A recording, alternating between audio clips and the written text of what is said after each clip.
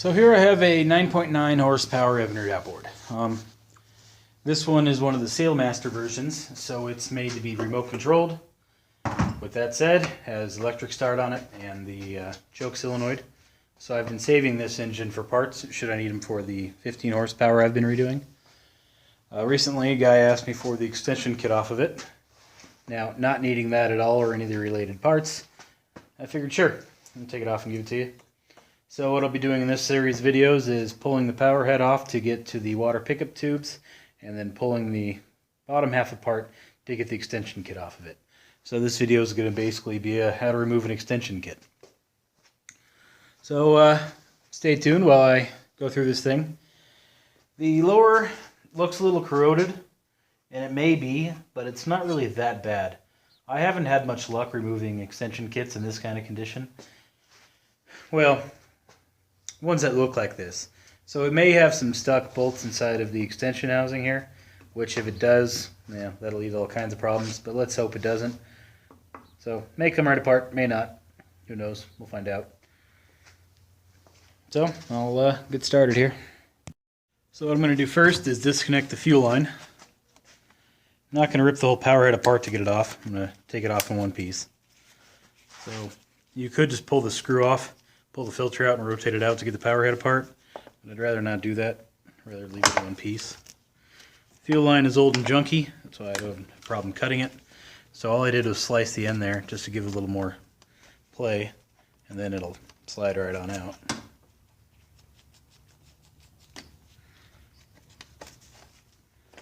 So there's step one.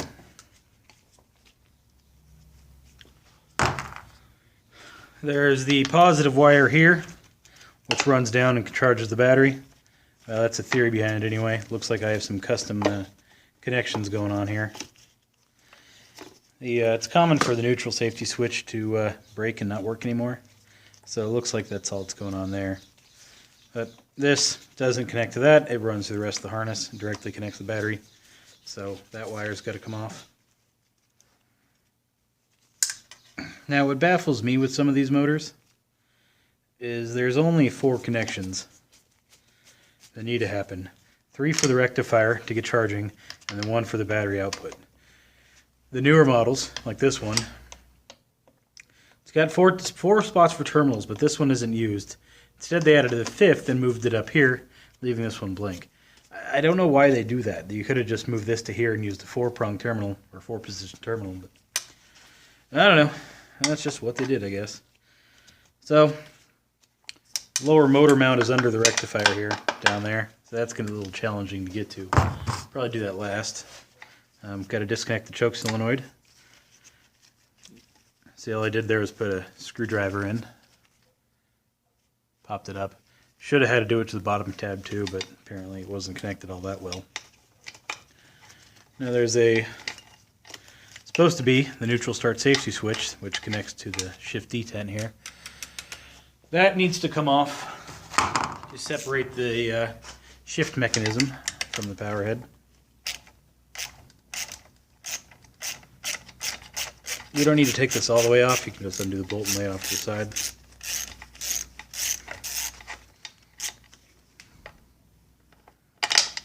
Lay the bolt down inside of there.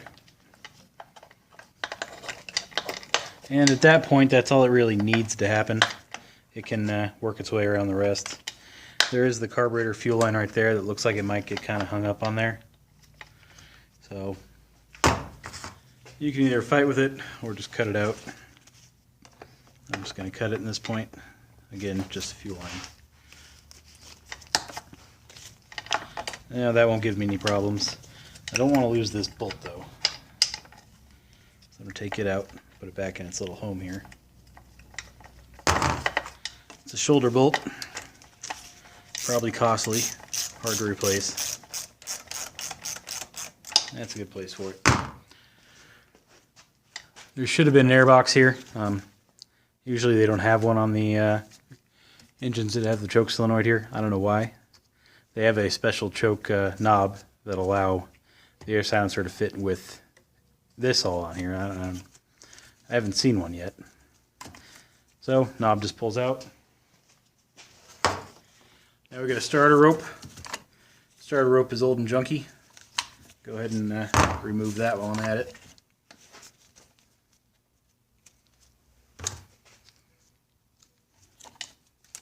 If I can get the thing through there. They sell a tool for this to pull it out. I don't have one, nor do I feel the need to get one.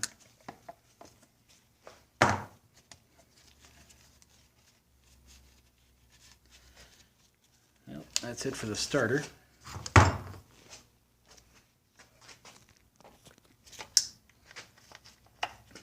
Now let's see what's going on inside of here.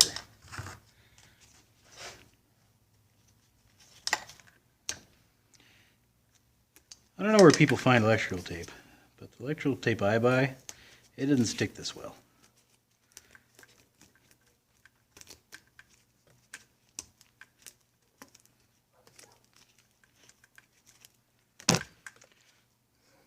So, if you can see, they bolted it together to bypass the start safety switch, which in my opinion would have worked perfectly fine. Find pliers, get that off there. I like cutting wires if I don't have to. Whatever they used to put this on, they did a great job. That thing's on there.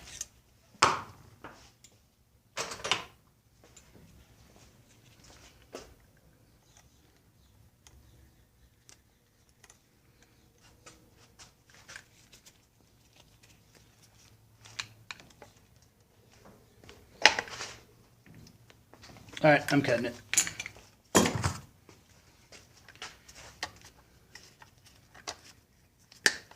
Alright, that is now separated.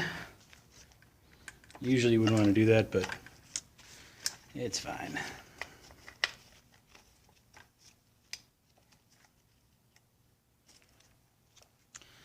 Alright. Now we got to get to lower mount into that rectifier. A few different ways to do that, none of which I feel like doing.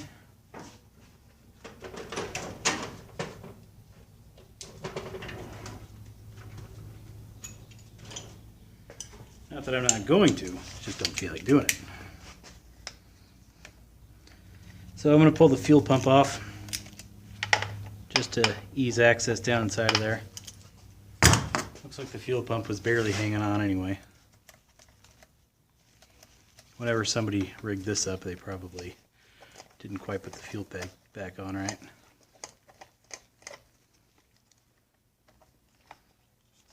Fuel pump's off. Now, if you remember, I cut that hose earlier. That's why the hose came off apart. Now, I can get to the bolts here for the rectifier.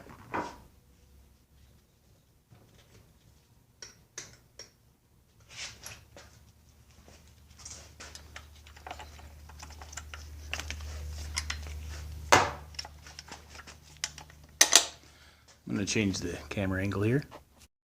A little hard to see with my fat hands in the way, but I'm going to finish getting that bolt out right there.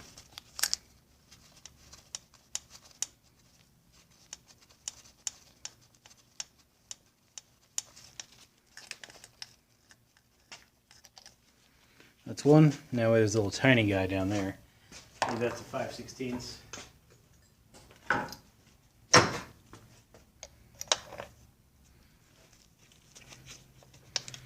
So all you need to do here is loosen this, and it'll get out of the way enough so you can get inside there and get the lower mount bolt off. You see what I did and why?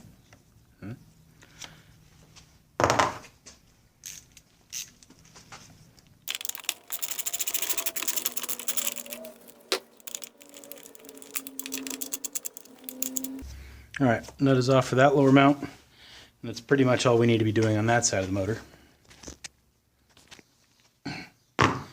Now this side of the motor, part of the electric start harness, the stop switch runs all the way up through here and connects. So there's the black and white yellow striped wire there. This one's been cut or eaten by a rat or broke, or I don't know what happened, but that's pretty much the end of it on that side.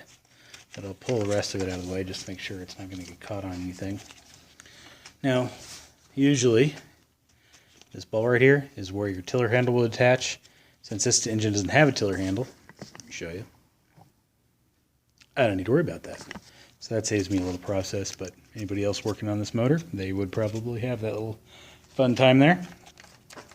So now what I'm going to do is get to that bolt right there. That is the other motor, well, lower hood mounts or whatever you want to call it, lower cover mount, but it's also a power head mount. I'm not going to worry about trying to fish those bolts out of there. I'll get them all out later. Well, that's it on that corner. Now, the front mount here has a cable going and attaching to there. That's the first time I've seen that. Usually, if you can see it, but there's a hole right there. And it usually has a bolt running through this side, which the cable attaches to. So I don't know if this was supposed to be a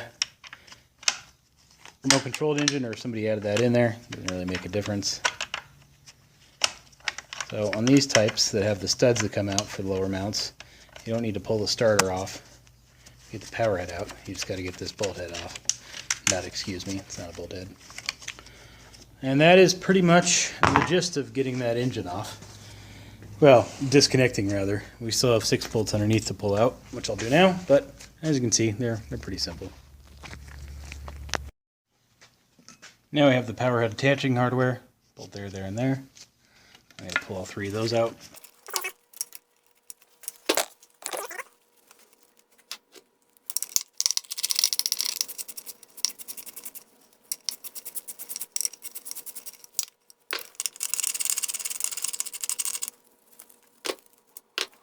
Alright, now I'll do the other side.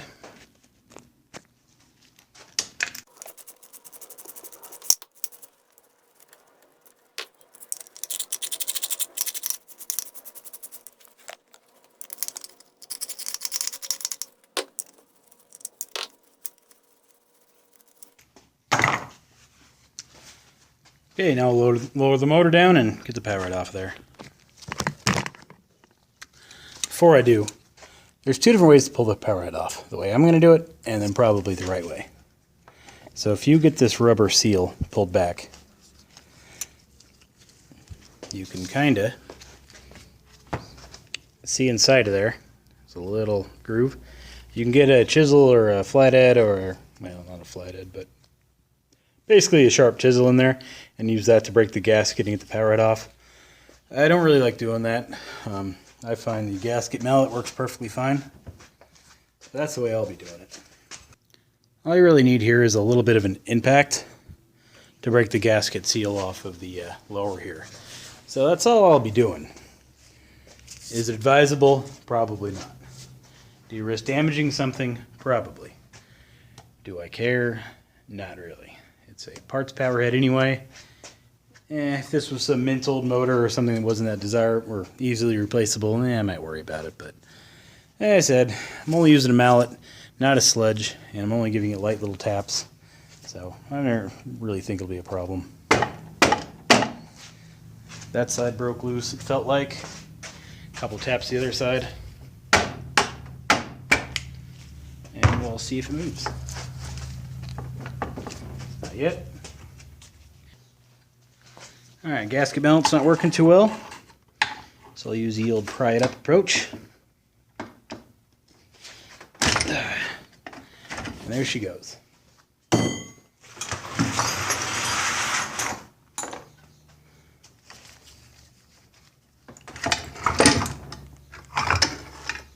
And our power head is off, and our bonus hardware just fell and hit the ground. So, what I'm going to do, let's take the shifting off of here. I really don't want to lose this. And I'll pick up all my parts I just dropped.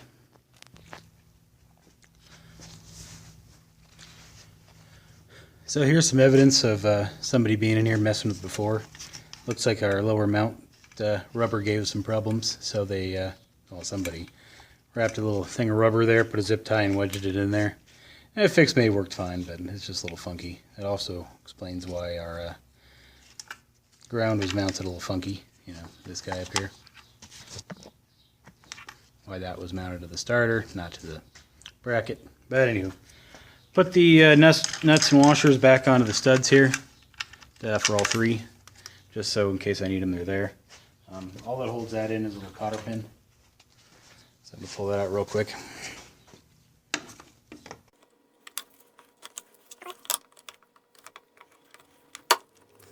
Put this back on the power head for safekeeping.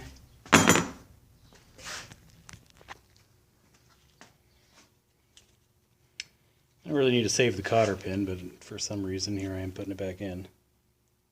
I probably shouldn't have screwed that back in and back on it. Could have just left it the way it was, but I did.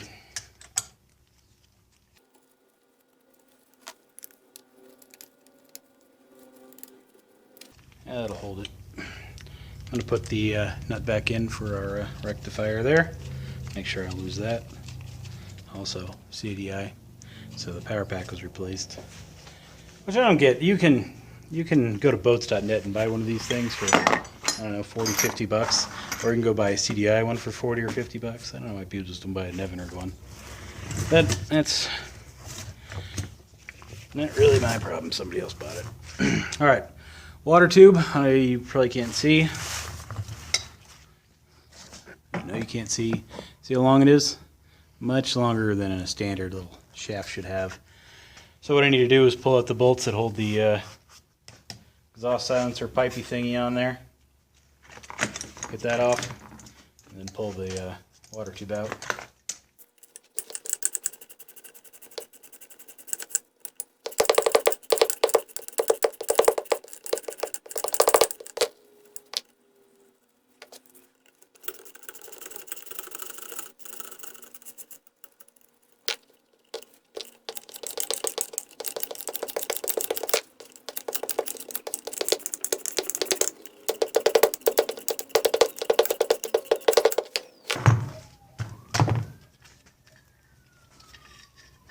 Alright, that's off. Exhaust housing silencer thing. And there's our water tube. Probably need a new grommet. Judging by the way the rubber kind of was installed wrong. Looks like that was folded over on itself. That or pinched it wrong. But really not that bad. Probably be fine if you didn't just trim this off. Anyway. So that's key component number one, the water pickup. I'm going to install this back on there, kind of. You know what? I'm just going to put the bolts back in. I don't really worry about putting that. I'm going to probably just set the power head back into its little hole there, should I ever need it. When I say its little hole, I mean I'll put it back on.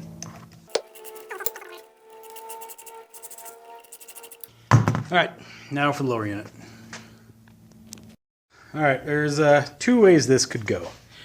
It's got either a longer upper shift rod to connect the lower unit, or it's got a longer shift rod to connect to the midsection here.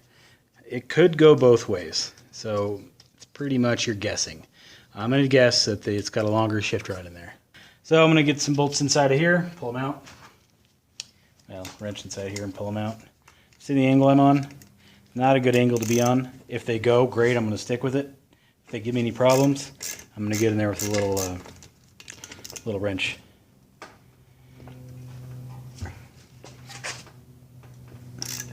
So far, so good. Hopefully the bottom half will treat me the same way.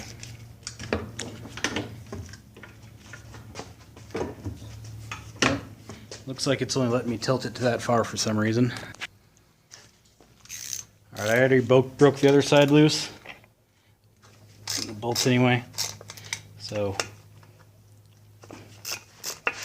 far so good on this side too.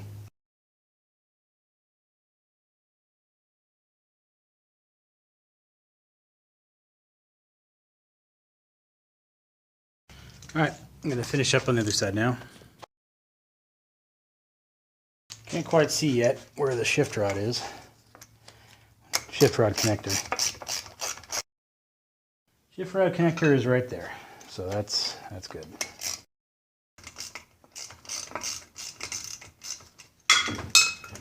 So pretty much only have one bolt left in there now, holding this thing together. So now you got to kind of keep it straight.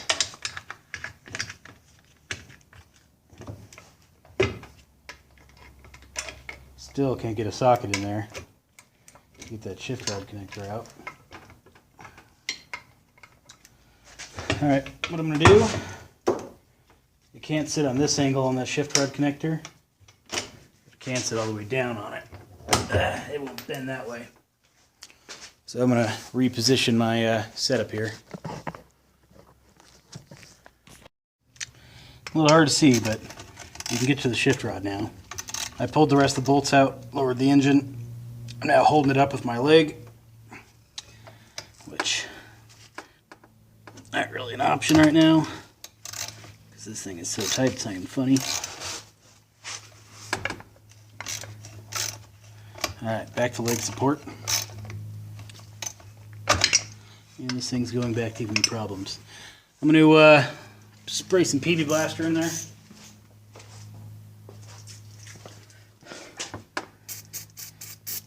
Let it sit for a bit.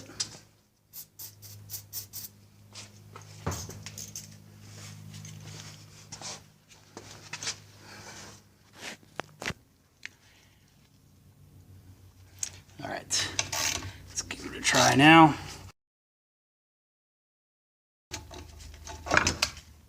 All right, and that is out. All right, I have the lower unit balancing on the ground now. So I want to be careful with that drive shaft, not bend and twist it around too much. So what I'm going to do is release the latch, lock on the tilt unit here. I'm going to tilt it up while I pull this out of here. And that's all you really need to do. So, lower unit is now out. So the lower shift connector had a screw problem. So I'll replace that. Otherwise, I already pulled the three lower screws out of their side, so now I only have these three.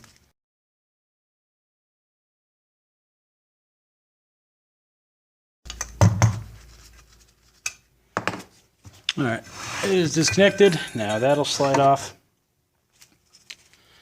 And that is what our extension housing looks like. In case you're wondering.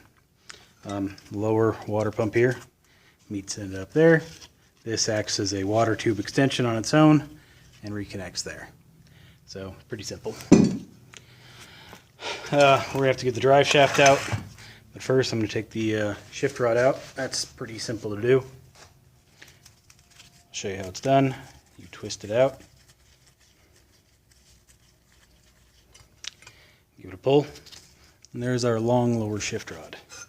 A little sandy. Needs to be cleaned up a bit. Now, to get the drive shaft out, you get the water pump off.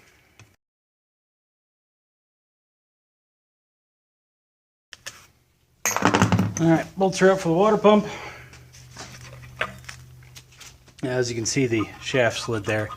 It's all ready to come out, so let's give it a help the rest of the way. This is our nice oily water pump. Take that off.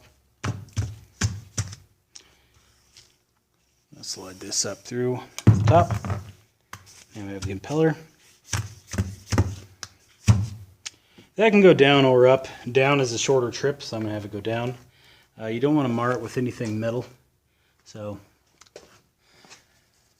let me show you what I mean by that. You don't want to put this around it and start hammering because you're just going to scratch your drive shaft. And it needs a seal there and up here. So you really don't want to scratch the drive shaft too much.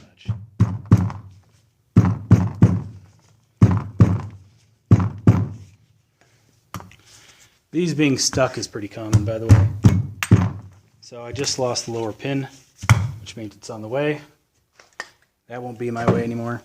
And if you notice I'm leaking oil, it's okay. Got a cardboard down. Let's move that before it gets any worse.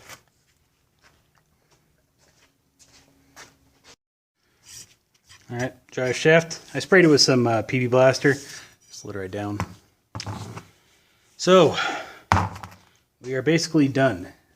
Only thing really needs to happen now is parts get cleaned up a little bit so they're not greasy and disgusting. Water pump won't go with the kit.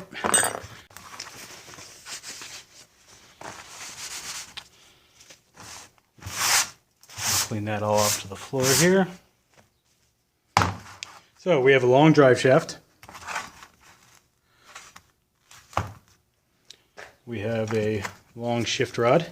Connector body is the same, so the shift rod is the important part. Long water pickup tube.